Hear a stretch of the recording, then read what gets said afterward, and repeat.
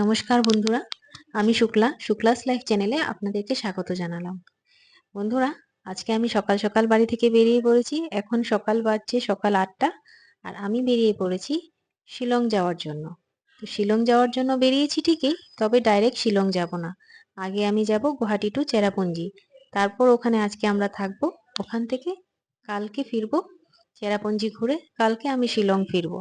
তো চলুন আপনাদের সাথেও শেয়ার করি শিলংয়ের গল্প।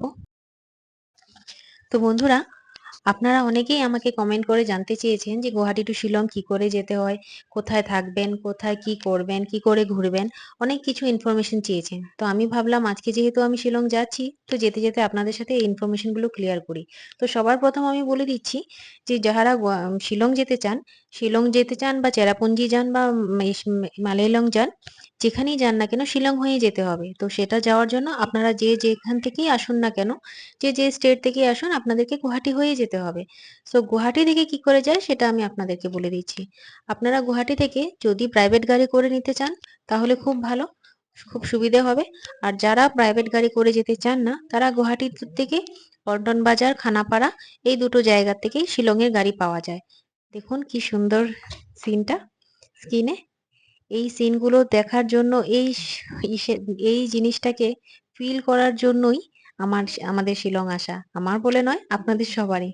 আর শিলংয়ে বন্ধুরা, চলার পথে আপনারা দেখতে পাবেন এখানে বাঁধাকপির চাষ, মূলা, ফুলকপি, এখানে লোকাল লোকেরা এগুলো চাষ করে থাকে। অনেক লোকেরা চাষবাস করেই জীবনযাপন করে। তবে যাই হোক, চলুন বলছি যা বলছিলাম আর কি। তো এখানে গুয়াহাটি থেকে, খানাপাড়া থেকে বা পন্টন বাজার থেকে আপনারা উম, গাড়ি পেয়ে যাবেন, ছোট গাড়ি বড় গাড়ি দুটোই পেয়ে যাবেন। তো ওখান থেকে আপনারা ডাইরেক্ট শিলং আসতে পারেন।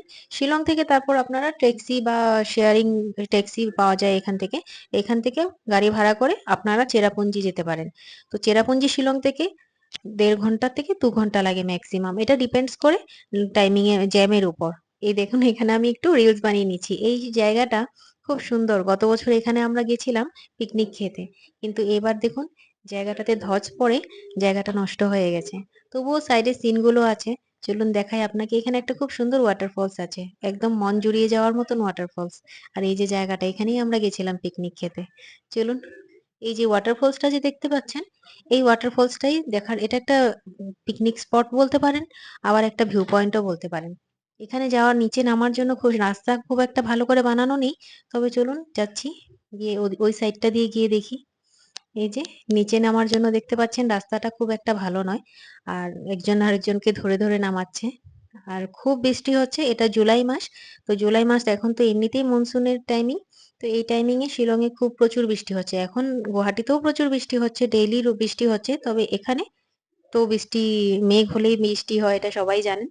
তো আপনারা শিলং যখনই আসবেন, ছাতা ক্যারি করতে ভুলবেন না। যদি চেরাপুঞ্জি ঘোরার প্ল্যানিং আছে, ছাতা ক্যারি করবেন বা রেইনকোট ক্যারি করে নিয়ে আসবেন। এটা না হলে এখানে খুবই অসুবিধে হয়ে যাবে।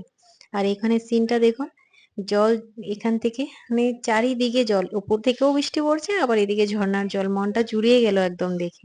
আর এত ঠান্ডা লেগে গেছে, ওখান থেকে ঝর্ণা দেখে এসে আমরা এখানে লোকাল একটা দোকানে বসে পড়েছি ম্যাগি খেতে। আর ম্যাগি দিয়েছে, ম্যাগির সাথে আমরা একটা ডিমের পোচও নিয়েছি।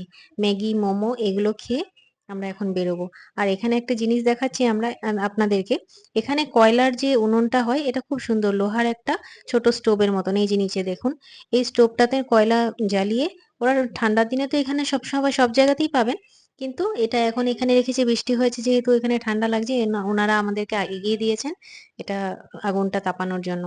আর এই যে একটা মার্কেট এরিয়া, এখান থেকেও এগিয়ে যেতে হবে শহরা সেভেন সিস্টার ফলস দেখার জন্য। আমরা আজকে সেভেন সিস্টার ফলসই দেখতে বেরিয়েছি। তো চলুন যাচ্ছি ওখানে সেভেন সিস্টার ফলস। কিন্তু যা মেঘ করেছে, জানি না কতটা দেখতে পাবো। আর সব থেকে বড় প্রশ্ন বন্ধুরা, আপনারা সবাই আমাকে জিজ্ঞেস করেন যে শিলং ঘুরতে গেলে বেস্ট টাইমিং কখন। দেখুন, বেস্ট টাইমিং বলে শিলং অলওয়েজ বেস্ট। আপনারা যখন আসবেন তোর সেই সময়টার জন্যই শিলং বেস্ট। আর এই যে দেখুন, আমরা পৌঁছে গেছি সেভেন সিস্টার ফলসে। দেখুন কুয়াশা, কুয়াশা কি বলবো, মেঘ, দেখেছেন? আর এই পিছনেই, এই ওয়াচ টাওয়ারটার পিছন দিকেই হচ্ছে সেভেন সিস্টার ফলস। আর এখান থেকে এতটাই মানে বৃষ্টির জন্য এতটাই ইসে হয়েছে, কুয়াশা হয়েছে, মেঘ হয়েছে, মেঘে একদম পুরো ওয়াটারফলসটাই ঢেকে গেছে, সেটা আর দেখা যাচ্ছে না। আর এখানে দেখুন কত লোক এসছে, চারিদিকে যতটা গাড়ি দেখছেন সব আসাম থেকেই আসা, আর বেশিরভাগ আসামের লোকেরা এসছে, যেহেতু এটা জুলাই মাস, আসামে গরমের ছুটিটা জুলাই মাসে পড়ে, তো জুলাই মাসে আর আসাম থেকে গুয়াহাটি থেকে স্পেশালি খুব পাশে হয় শিলং, তো সবাই পছন্দ করে শিলং আসাটা। তো এই দেখুন যত গাড়ি দেখতে পাচ্ছেন বেশিরভাগই আপনার এখানে গুয়াহাটির গাড়ি, আসামের গাড়ি।